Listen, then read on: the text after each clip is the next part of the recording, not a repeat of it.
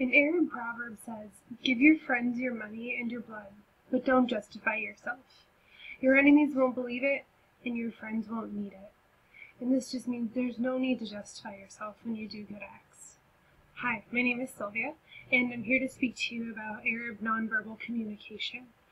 3 points which I would like to discuss today will be how their culture displays messages of the body, how their culture regards time, and then how a person from another culture can best communicate with an individual from the Arab culture. So, just to start off by diving right into this, how does the culture display messages of the body?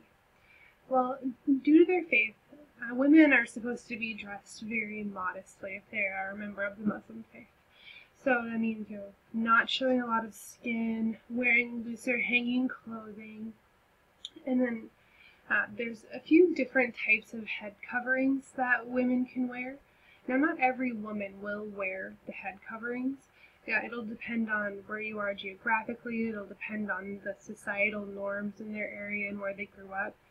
But the different kinds that I'd like to talk about is first the hijab, and this is the one that we as Western society might be the most familiar with.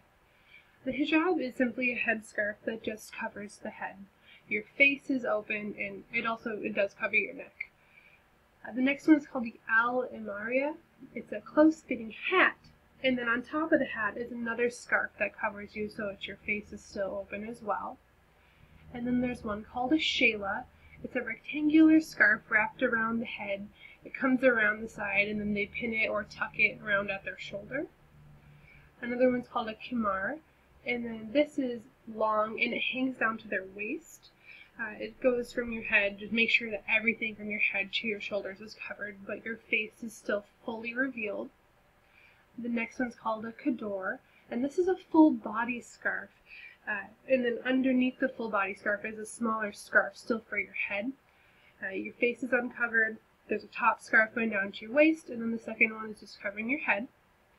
Then there's the niqab, and this is a face veil which comes in, it leaves it just so only your eyes are open. It just covers your head and your face. And then the most controversial of all of the coverings for women would be the burqa. The burqa covers the entire face and body. No part of the woman is seen. For the eyes, it's just it's open, but there's a mesh covering, so you can't really see their eyes still. And actually, some countries have worked on banning the burqa or some of these more controversial headscarves because it's seeming like it's demeaning to women, and it's really going against what they're trying to do in the progressive way that they want their society to be. I personally think that if a woman wants to celebrate her faith however she sees fit, she should be able to. I don't think that she should be forced to by her male counterparts or her family and friends. But if a woman wants to wear a burqa because that's how she's comfortable, I think she should be able to. Then on the other side of things, men, they dress kind of similarly. Traditionally, they wear a long white, there's different names for it, a thwab, thobe, dashdashka. It's an ankle-length robe, and then on their head, it's called kufaya. It's a square rectangle covering, and that's held in place by what's called an igal, and it's just the cord that keeps the headpiece on. So men have a lot easier time dressing than women do, but it's still very flowy, very modest still.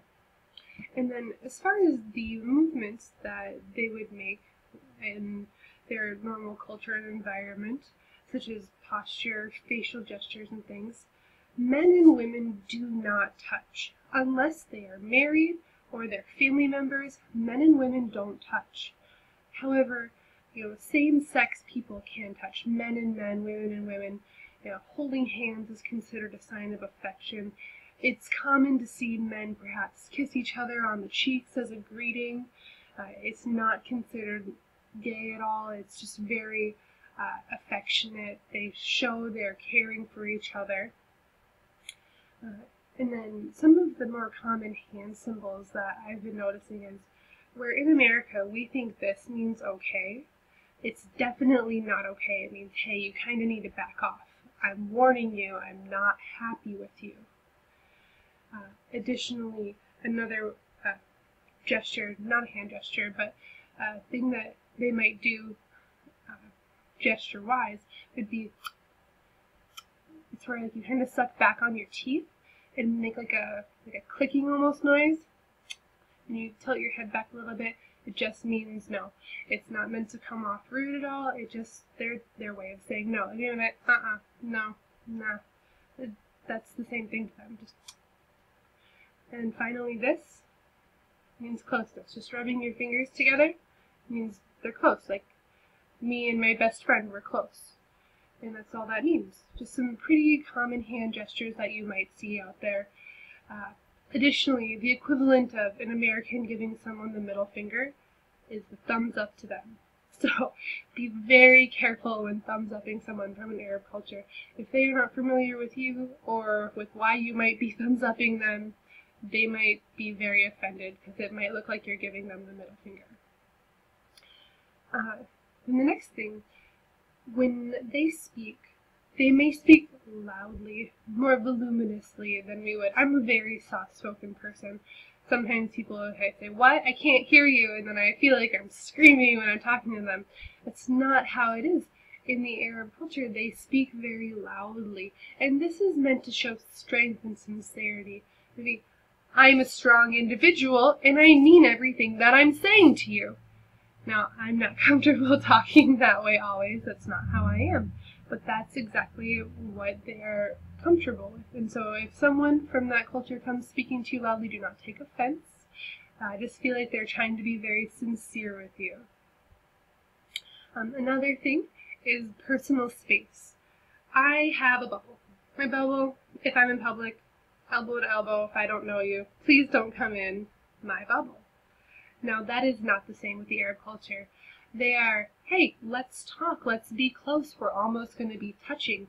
And that's okay. If someone from the Arab culture comes up and they're very close to you, do not feel alarmed. Don't feel like they're actually going to touch you. It's just, hey, I'm talking to you, I'd like you to hear me. It's a very intimate time, very openly speaking with someone, and that's all it is. Whereas I want you to stand back from me, that is not how they are in their culture. Moving on, how does the Arab culture regard time is my second point.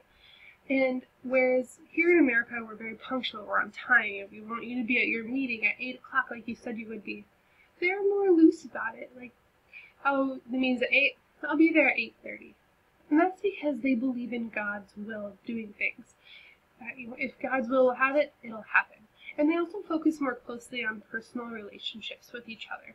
So whereas they might get caught up talking to someone like a family member or a friend because they're building that relationship, they're not trying to be late. They're not trying to rush anyone either, and that's the thing.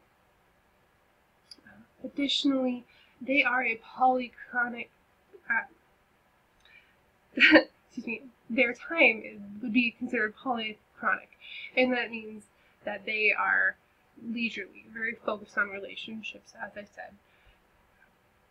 And then the next point that I would like to go to is, how does a person from an alternate culture best communicate with a person of this culture? Adaptations to make immediately. Do not touch someone of the opposite gender. If you are a male, do not touch an Arab female. If you are a female, do not touch an Arab man. People of the opposite genders do not touch. Whereas in America, it might be okay to touch someone that you work with on the arm or on the shoulder. Unless you have a close personal relationship with that person, you should not touch them. Additionally, eye contact is huge. Men and men make eye contact, men and women not so much. So a man and another man might make constant eye contact because it's showing that you're being honest, and open, and trustworthy. So definitely make eye contact. And then be aware of your gestures. Don't do this. And additionally, it's a very collective society, so their family is very important to them. So just keep those things in mind. So just to sum it up again, we talked about how this culture does it with their body language and their dress, how they regard time, and how a person from a different culture would want to communicate with them. So just in summation, another proverb that they have is, lack of intelligence is the greatest poverty. So stay sharp and thank you.